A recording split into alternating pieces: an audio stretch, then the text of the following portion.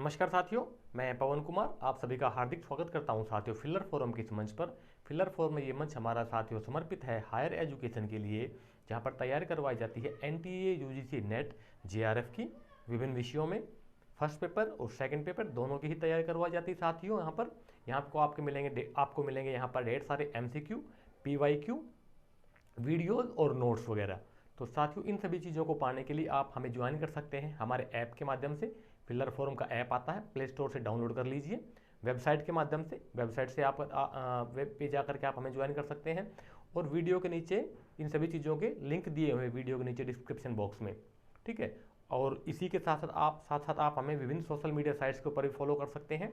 LinkedIn है, Twitter है, Facebook है, इंस्टाग्राम वगैरह, इनके भी लिंक आपको नीचे वीडियो के नीचे डिस्क्रिप्शन बॉक्स में मिल जाएंगे। तो साथियों इससे पहले हाँ, एक बात और बता देता हूँ साथियों, ना ही केवल एनटीए यूजीसी नेट जेआरएफ के बारे में, आप यहाँ पर पीजीटी, टीजीटी, पीआरटी और इसके अलावा first grade, second grade, GIC, college व्याख्याता इत्यादि के एग्जाम के लिए, इत्यादि के परीक्षाओं के लिए, इतिहास से संबंधित, हिस्ट्री से संबंधित जितने भी कम्पिटेटिव एग्जाम्स होते हैं साथियों, उन सभी कम्पिटेटिव एग्जाम्स को क्रैक करने के लिए आप हमें ज्वाइन कर सकते हैं हमारे चैनल को, ठीक है। तो हम आगे चलते हैं साथियों हमारे टॉपिक के ऊपर। तो हाँ, इससे पहले कि हम टॉपिक पे चले, कल हमने एक सवाल पूछा था आपसे कि ताम्रवती किस चीज़ के लिए, कहाँ पर है, किस चीज़ के लिए प्रसिद्ध है। तो बता देता हूँ साथियों, कायथा का नाम ही ताम्रवती है रखा गया है। कायथा को ही प्राचीन काल में ताम्रवती के नाम से जाना जाता था, ताम्रवती या ताम्रवती के नाम से, ठीक है। तो आज हमारा चैप्टर साथियों वैदिक सभ्यता है। इससे पहले हमारे 5 चैप्टर कंप्लीट हो चुके हैं, ठीक है। ताम्र पाषाणिक सभ्यता हमने पढ़ी थी इससे पहले। आज हमारा जो चैप्टर शुरू हो रहा है साथियों वो वैदिक सभ्यता से संबंधित है। वैदिक सभ्यता के बारे में आज हम डिस्कशन करेंगे साथियों। वैदिक सभ्यता सैंधव सभ्यता के पतन के बाद, सैंधव सभ्यता के पतन के बाद वैदिक सभ्यता का शुरुआत मानी गई है। और वैदिक सभ्यता की शुरुआत जो है साथियों आर्यों ने की थी। किन्होंने की थी? आर्यों ने। तो आर्य शब्द जो है साथियों शाब्दिक रूप से अगर देखा जाए तो ये भाषा परक शब्द है। भारतीय उपमहाद्वीप और यूरोपीय उपमहाद्वीप के में जो भाषा चलती हैं उनके जो भारोपीय भाषा मूल है उसमें से निकल करके आर्य शब्द आया हुआ, जो कि भाषा से संबंधित है, ना कि जाति से, ना कि किसी प्रजाति से संबंधित है। ज़्यादातर लोग इसको आर्य शब्द को प्रजाति से मान लेते, लेकिन ऐसा नहीं है। आर्य शब्द का जो शाब्दिक अर्थ है साथियों वो श्रेष्ठ है। इसीलिए ऋग्वेद में भी एक जगह जिक्र आता है, ऋग्वेद में भी कहा गया है कि कृणवंतो विश्वमार्यम, कृणवंतो विश्वमार्यम, अर्थात सभी संपूर्ण विश्व को आर्य बनाओ, सभी संपूर्ण विश्व को श्रेष्ठ बनाओ, सभी संपूर्ण विश्व को अच्छा बनाओ, श्रेष्ठ बनाओ, उच्चतर बनाओ, उनका मोरलिटी और करेक्टर हाई बनाओ। तो ये ऋग्वेद में लिखा हुआ है, ठीक है। तो अब हम अपने चर्चा करते हैं अपने टॉपिक के ऊपर वन बाय वन करके, ठीक है। तो वही जैसे मैंने बताया आपको, आर्य का जो शब्द है वो साथियों भाषिक शब्द है, ना कि किसी प्रजाति से संबंधित नहीं है ये। इसकी जो पहचान हुई है साथियों वो नाडिक प्रजाति से मानी गई है। आर्यों की प्रजाति जो है वो नाडिक प्रजाति से मानी गई, जिसकी कि जिन्होंने हिंदू सभ्यता को जन्म दिया। आधुनिक जो हिंदू सभ्यता है इंडियन सब कॉन्टिनेंट में, भारतीय उपमहाद्वीप में जो हिंदू सभ्यता है उसके जनक आर्य माने गए हैं, नाडिक प्रजाति, ठीक है। तो वैदिक साहित्य, वेदों के जो साहित्य कौन कौन से साथी उस पर डिस्कशन करते हैं हम। तो वेदों में साथियों क्या, वैदिक साहित्य में क्या क्या आता है हमारा? वेद, ब्राह्मण, आरण्यक और उपनिषद, ये प्रमुख है साहित्य है वेदों के। उपनिषद को साथियों वेदांत भी बोला गया है। वेदांत के ऊपर स्वामी विवेकानंद सरस्वती ने काफ़ी जोर दिया है साथियों। धर्म संसद 1893 में जो हुई थी शिकागो अमेरिका में, उसमें भी उन्होंने वेदांत को बोला है और वेदांत के ऊपर उन्होंने बहुत सारी किताबें लिखी हैं। और वेदांत के बारे में उन्होंने कहा कि यही भविष्य का धर्म होगा, वेदांत के बारे में भविष्य का धर्म होगा। और ये जो वेदांत है जो उपनिषदों से लिए गए हैं, उपनिषदों को वेदांत बोल दिया जाता है। उपनिषदों से ही जो है आपका बहुत सारी चीज़ें निकल करके आई थी बाद में, जिनको कि अडोप्ट किया महावीर स्वामी ने और गौतम बुद्ध ने। उन्हीं की शिक्षाओं का जो मूल स्रोत है वो उपनिषद ही माना गया है, ठीक है। तो इसके बाद फिर आता है वैदिक साहित्य का बाद आता है सूत्र साहित्य। सूत्र साहित्य में हमारे वेदांग आ जाते हैं। 6 प्रमुख वेदांग होते हैं हमारे, इनके बारे में हम आगे चर्चा करेंगे। तो भाष्यकार कौन कौन हुए हैं? भाष्यकार टीका जिन्होंने लिखी है वेदों के ऊपर, उनको देख लेते हैं एक बार हम। ऋग्वेद की टीका भाष्यकार हुए साथियों स्कंद स्वामी। प्राचीनतम भाष्यकार जो हुए हैं ऋग्वेद के स्कंद स्वामी हो, जो कि 7th सेंचुरी में हुए थे 625 एडी में। 625 एडी मतलब उस समय भारत में, उत्तर भारत में किसका राज्यकाल रहा होगा, आप अंदाजा लगा सकते हैं, हर्षवर्धन का उस समय। ठीक है, तो सामवेद के भाष्यकार माने गए वेंकट स्वामी। यजुर्वेद के महीधर। और अथर्ववेद के भाष्यकार जो है साथियों सायण माने गए हैं, जो कि 14th सेंचुरी में जिनका कि समय काल रहा है। सायण के बारे में एक बात बता देता हूँ साथियों, ये वही सायण है जिनकी प्रेरणा से हरिहर और बुक्का नाम के 2 भाइयों ने विजयनगर की स्थापना की थी दक्षिण भारत में 1336 में। सायण के जो बड़े भाई थे वो माधवाचार्य थे। माधवाचार्य से प्रेरित होकर के इन्होंने क्या बोलते हैं इसका, अथर्ववेद के ऊपर भाष्य लिखा था। इन्होंने और भी काफ़ी चीज़ें लिखी थी, तो ये बहुत विद्वान माने गए हैं, विद्वान थे अपने समय के। ठीक है, अब इनकी वेदों की शाखाएं कौन कौन सी है साथियों, तो पतंजलि के महाभाष्य के अनुसार, पतंजलि जो हुए थे उन्होंने एक टीका लिखी थी, ग्रंथ लिखा था महाभाष्य जिसको बोलते हैं।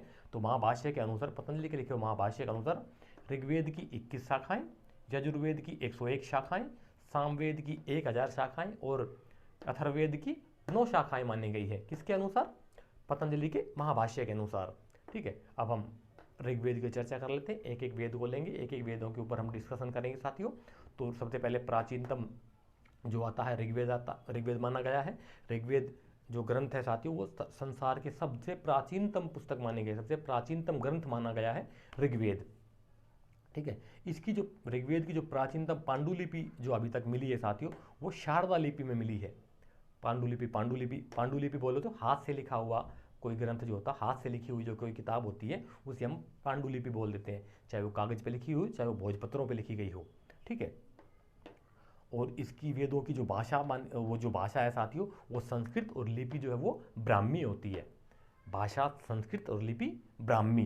ठीक है, ऋग्वेद के 2 ब्राह्मण माने गए हैं, ऐतरेय ब्राह्मण या पंचायन ब्राह्मण बोल देते हैं, और दूसरा कौशतिकी या शंखायन ब्राह्मण इसलिए कहा गया है क्योंकि इसके जो प्रतिपादनकर्ता जो थे वो महर्षि शंखायन थे, तो इसलिए इसको शंखायन ब्राह्मण भी बोल देते हैं। तो ये हमारा ये पोर्शन कंप्लीट हुआ साथियों। अब हम आगे डिस्कस करते हैं। देखो साथियों, ऋग्वेद में जो मंत्र लिखे गए हैं उनको ऋचाएं बोला जाता है, जो कि पद्य में है।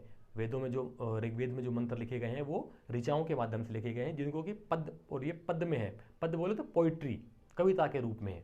ठीक है, 10 मंडल है इसमें प्रमुख, 10 मंडल, 1028 सूक्त और 10,600 मंत्र। ऋग्वेद को बांटा गया अलग अलग भागों में साथियों। 10 मंडल है, उसमें 128 सूक्त हैं और 10,600 मंत्र हैं उसके अंदर। हालांकि उसको 8 अष्टकों में भी बांटा गया, संपूर्ण ऋग्वेद को 8 भागों में बांटा गया बराबर, जिन्हें की अष्टक कहा गया है। ठीक है, इसके जो पाठकर्ता है, जो कि इसके जो पाठकर्ता होते हैं साथियों ऋग्वेद के, उनको होत्री या होता बोल देते हैं। ऋग्वेद का जो पाठकर्ता उसे क्या बोलते हैं, होत्री या होता। तो अब इसका समय काल के बारे में देखते हैं। समय काल क्या क्या रहा है इसका, समय काल किन किन विद्वानों ने क्या क्या समय माना है। देखिए साथियों, वैदिक सभ्यता की शुरुआत, जैसे सभ्यता की शुरुआत वेदों 1500 BC से मानी गई है।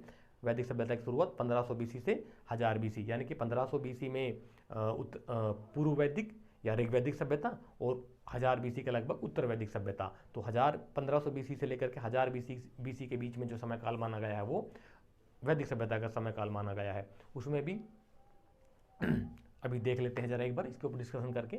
अविनाश चंद्र दास, साथियों अविनाश चंद्र दास जो इतिहास का प्रमुख वो विद्वान हुए हैं, वो उनका मानना है कि 25,000 BC, ऋग्वेद का समय काल क्या माना है उन्होंने, 25,000 BC, ईसा पूर्व, 25,000 ईसा पूर्व। मैक्स मुलर जो जर्मन इंडोलॉजिस्ट थे साथियों, जो जर्मनी के विद्वान थे, जर्मनी के भाषा विज्ञानी थे, उन्होंने क्या माना है इसको 1200 से 1000 BC। हालांकि मैक्स मुलर ने साथियों ये 1200 BC से 1000 BC का जो कालखंड माना गया है, इसके अलावा इन्होंने सूत्रकाल, ब्राह्मण और आरण्यक वगैरह के लिए 200 का समय काल निर्धारित किया है। लेकिन इनकी इस धारणा का खंडन हो जाता है बोगज कोई अभिलेख से। तो तो बोगोजकोई अभिलेख के बारे में बता देता हूँ साथियों। बोगोजकोई अभिलेख जो है एशिया माइनर, जो आधुनिक तुर्की है, वहाँ पर मिला है, जिसमें कि जो पत्थर का एक अभिलेख है, पाषाण में पत्थर के टुकड़े पर लिखा गया है। ठीक है, बोगोजकोई आधुनिक क्या बोलते हैं ये एशिया माइनर में, उसमें बोगोजकोई अभिलेख में साथियों 2 राजाओं के बीच में एक संधि का वर्णन है। 2 राजा हित्तानी और मित्तानी 2 राजा हुए थे, उनका एक संधि हुई थी, उनके बीच में एक एग्रीमेंट हुआ था। तो उसमें उन्होंने साक्षी जो माना है, साक्षी माना है वैदिक कालीन देवताओं को। कौन कौन से देवता? इंद्र, मित्र, वरुण और नासत्य। ये 4 देवता हैं जो कि जिनका कि उनमें जिक्र आता है बोगोजकोई अभिलेख में। 4 वैदिक देवताओं को, इंद्र, मित्र, वरुण और नासत्य, ये 4 देवता हैं साथियों। ये इंपॉर्टेंट फैक्ट है, आप नोट डाउन कर सकते हैं, ये नेट का आया हुआ क्वेश्चन है। ठीक है, इनमें बदल बदल करके मैच मेकिंग में भी आता है और बदल बदल के भी इसमें क्वेश्चन बनते हैं इससे। ठीक है, तो उस आधार पर जो कि 1400 BC में मिला था, 1400 BC समय काल है जिसका कि बोगोजकोई अभिलेख का, उसके आधार पर इसकी जो मैक्स मुलर की ये जो धारणा है ये खंडित हो जाती है। समझ रहे हैं बात को? तो बाद में इन्होंने भी एक्सेप्ट कर लिया था। हाँ, एक बात और बता देता हूँ, बाद में इन्होंने एक्सेप्ट कर लिया था कि ऋग्वेद का काल जो है वो 3000 BC तक भी जा सकता है, 3000 BC से तक भी जा सकता है। विंटरनित्ज महोदय जो थे साथियों 2500 से 2000 BC के बीच में मानते हैं। जैकोबी महोदय 4520 से लेकर के 3000 BC के बीच में इसको रखते हैं। तिलक, बाल गंगाधर तिलक जो है, उनका मानना था कि 6000 BC से 4580 BC के बीच में ऋग्वेद का समय काल रहा है। तिलक महोदय ने इस पर काफ़ी काम किया है साथियों। इन्होंने एक ओरायन लिखा था, पुस्तक लिखी है इनकी ओरायन, और इन्होंने एक और पुस्तक लिखी थी जिसमें इन्होंने आर्यों को उत्तरी ध्रुव का निवासी माना है। उत्तरी ध्रुव का निवासी किस आधार पर माना है इन्होंने साथियों? इन्होंने इस आधार पर माना है कि ऋग्वेद में कुछ सूक्त ऐसे हैं जिनमें कि ये बताया गया है कि 6 महीने का दिन और 6 महीने की रात का उल्लेख है उसमें ऋग्वेद में। तो 6 महीने के दिन और 6 महीने की रात अगर आधुनिक आज के संदर्भ में भी अगर हम देखते हैं तो ध्रुवों पर मिलती है, उत्तरी ध्रुव पर। तो इस कारणवश तिलक महोदय ने आर्यों का निवास स्थान उत्तरी ध्रुव माना है। ठीक है, तो ये था। हालांकि देखिए साथियों, परंपरा के अनुसार, धार्मिक परंपराएं जो हैं और मान्यताओं के अनुसार अगर देखा जाए तो इनको मानने वाले जो लोग हैं वो आदिकाल मानते हैं। इनका वेदों का काल को आदिकाल में मानते हैं कि जब से सृष्टि की रचना हुई है, जब से सृष्टि का जन्म हुआ है, सृष्टि जब से बनी तभी से ही वेद शुरुआत में है। लेकिन इसमें एक समस्या आ जाती है हमारे सामने साथियों, चाहे वो इसमें देखो, पहले हम जिक्र कर लेते हैं कि आर्य समाज से जुड़े हुए लोग, हिंदू महासभा सभा से जुड़े हुए लोग और विश्व हिंदू परिषद से जुड़े हुए लोग, ये 3 भारत के अंदर बड़ी हिंदुवादी संस्थाएं हैं। इनका मानना है कि वेद जो है आदिकालीन है, ईश्वरीय वाणी है। ठीक है, और बाद के जो इतिहासकार रहे हैं जिन्होंने शोध करके बताया है वो इसी हिसाब से इनका टाइम काल ये रखा गया है। ठीक है, तो उनका मान्यता अलग है, इनकी मान्यताएं अलग है। वैदिक साहित्य की सबसे बड़ी समस्या क्या है साथियों काल निर्धारण की, कि उनके अंदर किसी प्रकार की कोई डेट नहीं दी गई है। ठीक है, डेट नहीं लिखी हुई उनके अंदर कि ये जब लिखा गया तो इस समय क्या समय काल रहा था। ठीक है, तो हालांकि उनमें कुछ विद्वानों का ये मानना है कि उनमें गूढ़ सूत्र हैं, गहनता से डेट लिखी गई, लेकिन गहनता है, उतनी गहनता को शोध करने के लिए टाइम चाहिए उन चीज़ों के लिए। ठीक है, और वो एक प्रकार कूट शब्दों में लिखी गई है, बोले तो सीक्रेट डेफिनेशन में लिखी गई है वो चीज़ें, टाइम पीरियड जो है इनका। तो उसको डिकोड करने के लिए उसको प्रॉपर शोध करने की जरूरत है। जैसे कि एक बात बताता हूँ आपको कि उसमें वैदिक साहित्य में बहुत सी जगहों पर वो टाइम पीरियड को लेकर के डेफिनेशन दी जाती है नक्षत्रों की।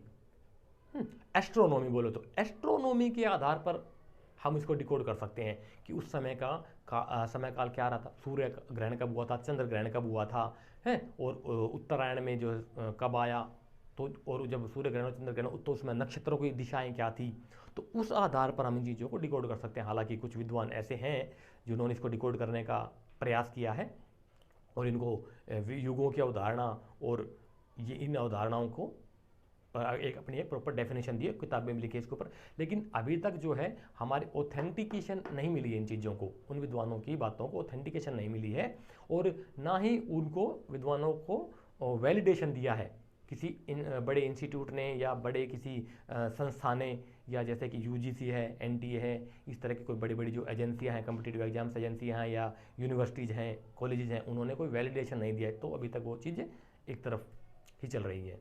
ठीक है, तो ये था तिलक ने इनका काल 6000 BC से 4580 BC माना है। ठीक है, इसमें साथियों मंडलों में बांटा गया है। मंडल आप देख रहे होंगे 10 मंडल होते हैं, 1028 सूक्त और 10,600 मंत्र होते हैं। तो मंडल में क्या क्या है वो देख लेते हैं एक बार। 2 मंडल से लेकर 7वां मंडल साथियों अभी तक सबसे ऋग्वेद का प्राचीनतम मंडल माना गया है। इसको वंश मंडल भी कहते हैं। क्या कहते हैं? वंश मंडल। ठीक है, गायत्री मंत्र का जो जिक्र आता है साथियों वो आता है तीसरे मंडल में गायत्री मंत्र है। गायत्री मंत्र बोले तो ओम भूर्भुवः स्वः तत्सवितुर्वरेण्यं भर्गो देवस्य धीमहि धियो यो न प्रचोदयात्। ये जो मंत्र है गायत्री मंत्र तीसरे मंडल में आता है ऋग्वेद के।